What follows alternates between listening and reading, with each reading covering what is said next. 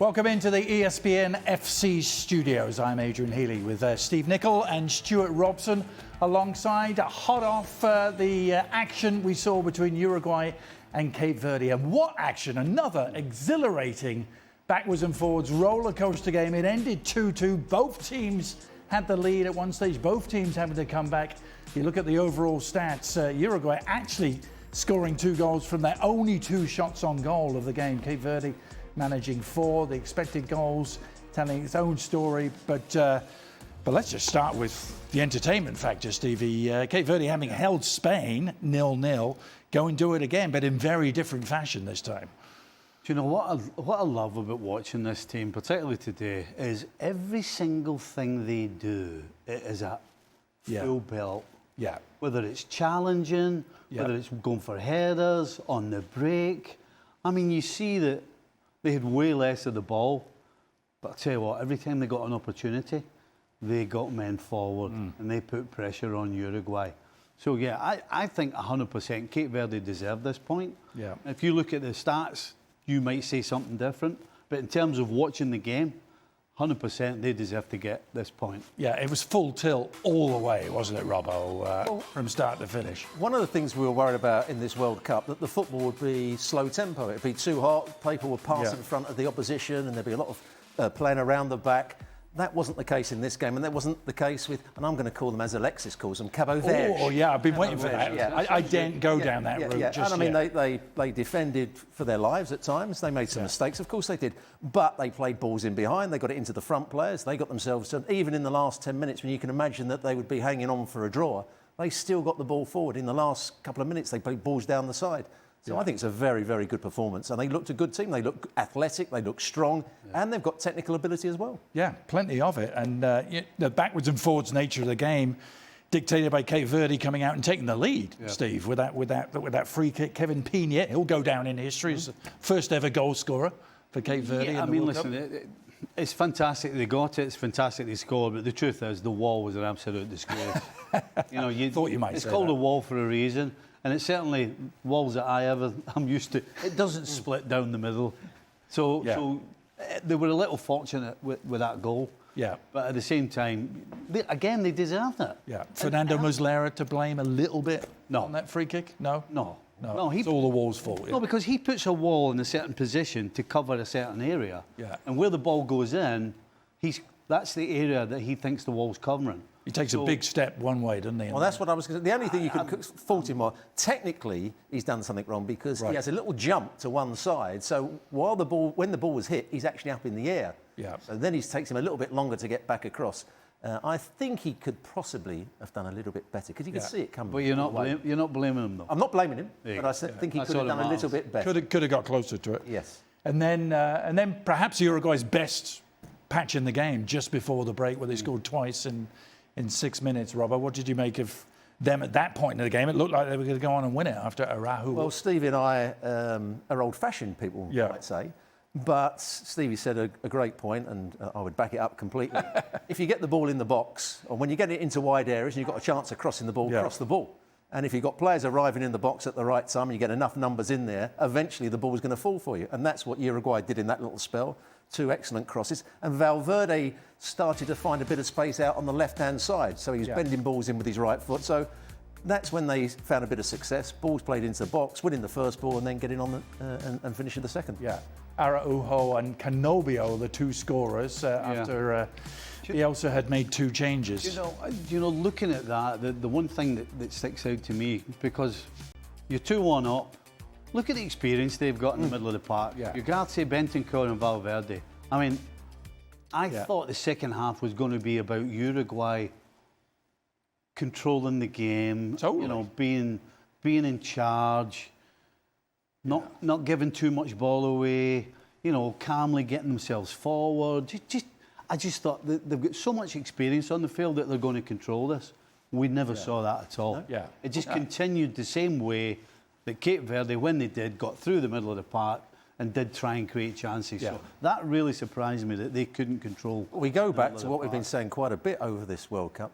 There's some players that come into this tournament that aren't fully fit, haven't always been in their club's team, had some injuries, haven't been in top form.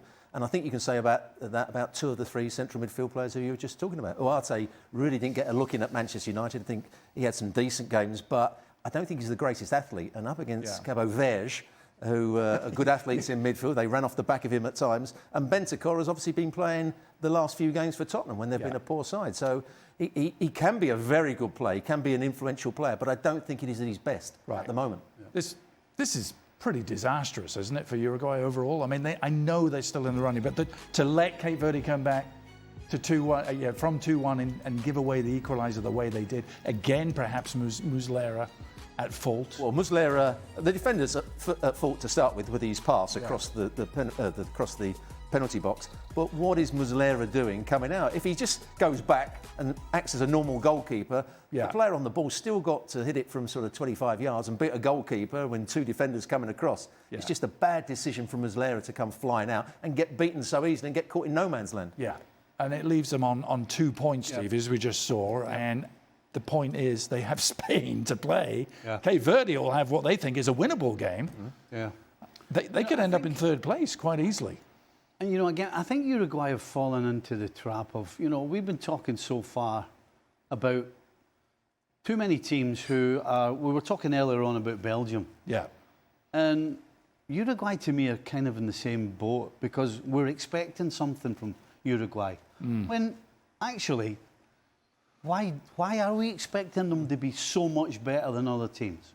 And they haven't been. And so they're in a position where they probably should be. Certainly the way they've played, they're in a position that they deserve to be in. Yeah. And actually, they still have an opportunity.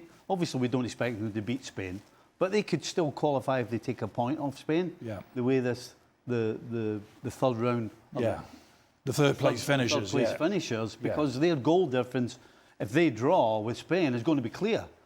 But do you see that happening based on what we've seen so far from Uruguay? Not at the moment. No, I don't. And, we always think of Bielsa's teams as being this high-pressing team, man for man all over the field, playing with great energy.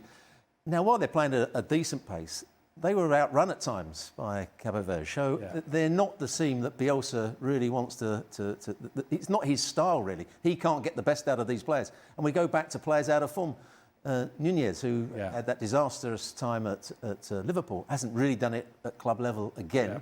And he hasn't done it for Uruguay for several games now. Yeah, and really their star player so far has been Maxi Araujo, who would have thought that coming in. I mean, if you've seen him play for Sporting Lisbon as left back, he's been outstanding. I saw him in the 2 games against Arsenal where he was the most dynamic player, but he was almost playing the whole of the left-hand side. He was aggressive with his tackling, he was good in 1v1 situations, he broke forward and created chances.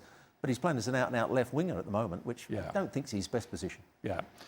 So if Uruguay are in big, big trouble, the opposite is true of Cape Verde. They have a chance to get into the knockout rounds. I mean, what odds would you put on that? Well, before before the ball was kicked, I would have said no chance. Right.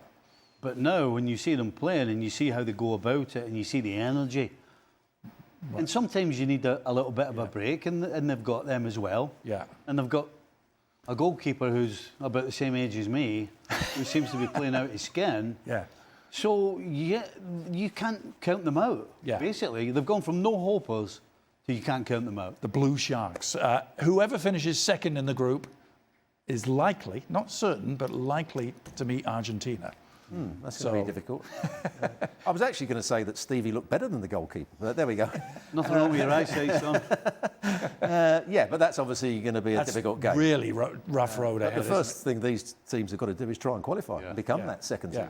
Because that gives Spain the extra incentive not to slack off on day 3. I don't think Spain will. They've got a great squad. They played very well today, and they're a very good team. I can't see them being beaten or drawing with Uruguay. Yeah, if Uruguay somehow get through and end up playing Argentina, I mean, if you look at the chances and the opportunities, what are they called? Not Cape Verde, what are they called? Cape Verde. Cape Verde, but I can't say I can't say Cape Verde. You can stick with me. I phoned up Derek. He told me it was Cape Verde. So if you think about the amount of opportunities that the Cape Verde's got today against Uruguay, they had a lot. How many opportunities is an Argentina side going to get? Right. So, even if Uruguay get through, if they do face Argentina, you ain't putting money on Uruguay.